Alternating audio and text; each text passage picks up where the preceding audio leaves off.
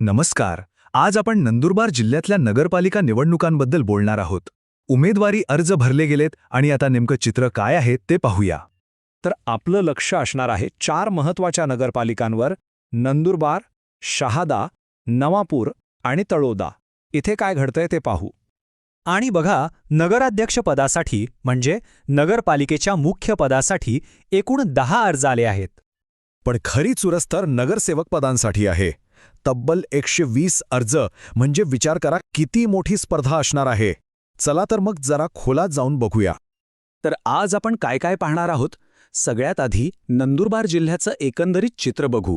मग नंदुरबार, शहादा, नवापूर आणि तळोदा इथे कोण कोण रिंगणात आहे ते पाहू आणि शेवटी काय महत्त्वाचं आहे ते समजून घेऊ. चला, सगळ्यात आधी बघूया की नंदुरबार जिल्ह्यात नक्की काय चाललंय.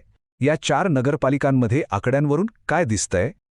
हा चार्ट बघा, एकदम स्पष्ट दिसतंय. शहाद्यामध्ये नगरसेवक पदासाठी अक्षरशः रांग लागली आहे. तब्बल 68 अर्ज, बाकीच्यांच्या तुलनेत खूपच जास्त. बरं, आता थेट नंदुरबार शहराकडे येऊया. इथे अध्यक्षपदाची लढत खूपच इंटरेस्टिंग झालीय.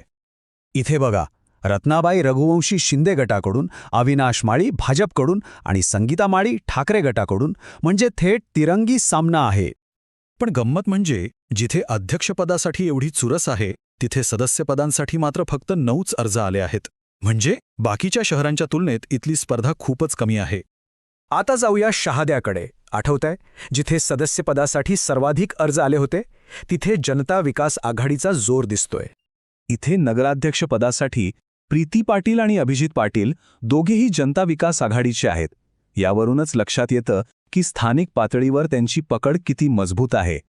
आणि हेच सदस्यपदांसाठीचे हे 68 अर्ज हेच दाखवतात की शहादा हे जिल्ह्याच्या राजकारणाचं केंद्र बनलंय. इथे प्रचंड चुरस आहे. चला, आता शेवटच्या 2 नगरपालिकांकडे वळूया, नवापूर आणि तळोदा. आणि इथे तर कहाणीत एक वेगळाच ट्विस्ट आहे. नवापूरमध्ये राष्ट्रवादी काँग्रेसचे 2 उमेदवार आहेत, जयवंत जाधव आणि दीपाली जाधव. आणि त्यांच्यासोबत गणेश वडनेरे हे एक अपक्ष उमेदवार म्हणून उभे आहेत. त्यामुळे इथली लढतही बघण्यासारखी असेल. आता तळोद्याची गोष्ट तर सगळ्यात वेगळी आहे.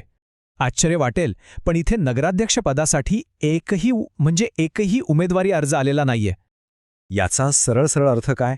तर तळोद्यामध्ये अध्यक्षपदाची निवडणूकच होणार नाहीये. जी काही लढत आहे ती फक्त नगरसेवक पदाच्या 27 जागांसाठी आहे. तर मग या सगळ्या माहितीवरून आपल्याला काय कळतं? निवडणुकीच्या रिंगणात नक्की कोण उतरलंय? चला, एक शेवटचा आढावा घेऊया. फक्त एक गोष्ट स्पष्ट करूया. नगराध्यक्ष म्हणजे नगरपालिकेचा प्रमुख, म्हणजे महापौर. शहराच्या कारभाराची सगळी सूत्र त्यांच्या हातात असतात आणि याच पदासाठी ही सगळी चुरस आहे. तर हे आहेत प्रमुख खेळाडू: भाजप, शिवसेनेचे दोन्ही गट, राष्ट्रवादी काँग्रेस आणि स्थानिक पातळीवरची जनता विकास आघाडी. लढत मुख्यत्वे यांच्यातच आहे. हा चार्ट बघा, यात दिसतंय की जनता विकास आघाडी आणि राष्ट्रवादी काँग्रेसने प्रत्येकी 2 उमेदवार दिले आहेत. मग भाजप, शिंदे गट आणि ठाकरे गटाचा प्रत्येकी 1 उमेदवार आहे आणि 1 अपक्ष. म्हणजे राष्ट्रीय पक्षांना स्थानिक आघाड्यांची टक्कर आहे. तर उमेदवारी अर्ज भरून झालेत, उमेदवारही ठरलेत. पण खरी राजकीय लढाई तर आता सुरू झालीये.